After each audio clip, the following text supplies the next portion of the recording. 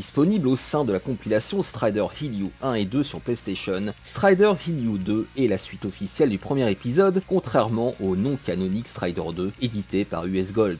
Il est sorti en arcade sur la carte Sony ZN2 en 1999, puis un an plus tard sur la console de salon qui lui est compatible. Environ 2000 ans après sa défaite, le mystérieux grand maître nous revient pour terminer ses plans et revendiquer un contrôle total sur le monde, justifiant ainsi l'existence de cette suite, qui malgré sa sortie tardive, sera plutôt bien reçue par le magazine Console Plus.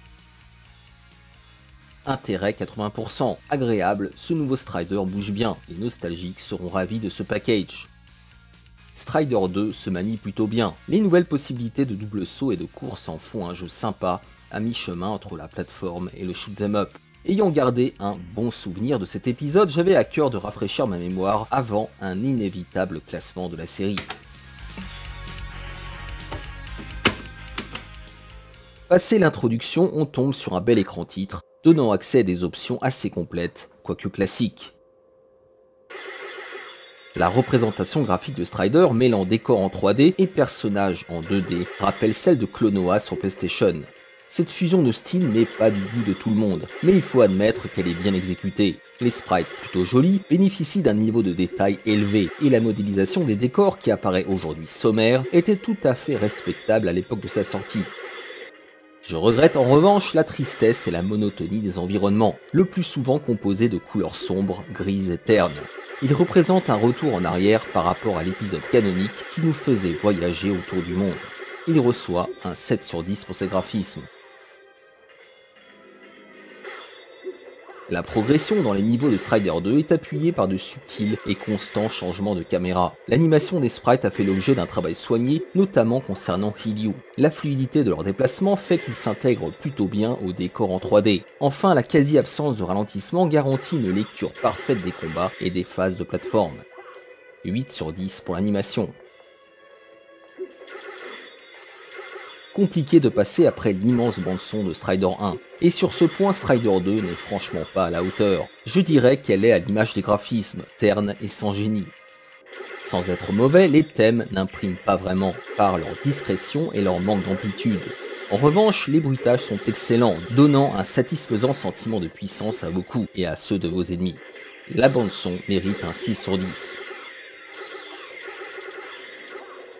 Strider 2 reprend les bases de gameplay de son illustre ancêtre, mais lui applique un bon coup de polish. À la raideur des déplacements et des sauts du premier épisode, se sont substitués des contrôles bien plus souples, permettant enfin de diriger son saut par exemple. La faculté de s'accrocher aux murs et aux parois nous revient également rafraîchie, et finit les bugs de collision. On note aussi l'ajout d'une course en appuyant 2 fois vers l'avant, d'une nouvelle attaque aérienne et d'une sorte de furie boostant temporairement votre puissance. Une fonctionnalité bien utile face au boss.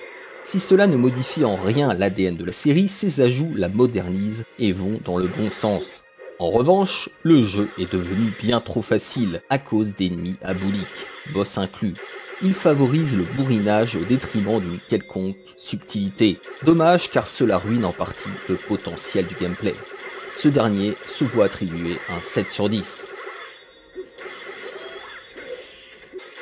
Sur le plan du level design aussi, Strider 2 semble ne pas s'écarter de l'original en proposant des chemins escarpés alternant passages horizontaux et verticaux sous forme de dénivelé. Seulement, la manière dont sont séquencés les stages me pose problème. Ceux-ci sont particulièrement courts et s'enchaînent au travers de temps de chargement qui, sans être longs, finissent par casser le rythme du jeu. Ce sentiment de jouer à une succession de mini-phases déconnectées entre elles dénote avec la fluidité et la cohérence des niveaux dans Strider 1. Dommage. On apprécie toutefois le retour de séquences cultes sous la forme de clins d'œil comme cette sale gravité ou cette course en montagne. Le level design reçoit un 7 sur 10. À l'image de tous les PNJ, la plupart des boss sont devenus des cibles beaucoup trop vulnérables face à votre puissance de feu et à votre agilité. Il y a bien sûr des exceptions, mais tous finissent par succomber, même en bourrinant bêtement. 6 sur 10 pour les boss. Strider 2 est composé d'un total de 17 stages au total, regroupés en 5 missions. Mais comme je l'ai mentionné, ils sont très courts. Cela n'empêche pas le jeu de durer environ 50 minutes en ligne droite, ce qui n'a rien de ridicule, mais cette durée se heurte au manque de challenge du titre, même en hard. À quelques exceptions près, la progression s'avère inéluctable. Il est vrai que les continues infinis constituent un véritable pouce au crime. Cela dit, une fois terminé, le jeu vous donnera accès à l'antagoniste de Hideo, sous la forme d'un autre personnage jouable, ainsi qu'un stage inédit si vous terminez les deux jeux. De quoi fournir un bon prétexte pour relancer l'aventure, si tant est qu'on veuille vraiment la relancer, à part pour scorer bien sûr. Il reçoit un 7 sur 10 pour sa durée de vie.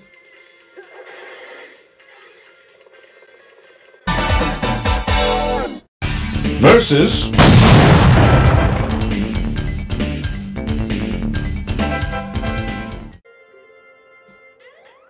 Comment expliquer qu'un jeu aussi bancal que Strider 1, mais pourtant donné bien plus de plaisir que sa suite, objectivement mieux fini? La nostalgie? Certainement pas, car je n'y avais jamais joué à l'époque. En revanche, les environnements, le level design, l'ambiance et la musique s'avèrent à mon sens bien plus attractifs chez son aîné, malgré son âge canonique. Alors bien sûr, si vous ne supportez pas les nombreuses injustices découlant de ses problèmes de hitbox et de lisibilité, vous risquez de préférer sa suite, et c'est totalement compréhensible. Mais en ce qui me concerne, après l'avoir terminé 3 fois, mon choix est fait.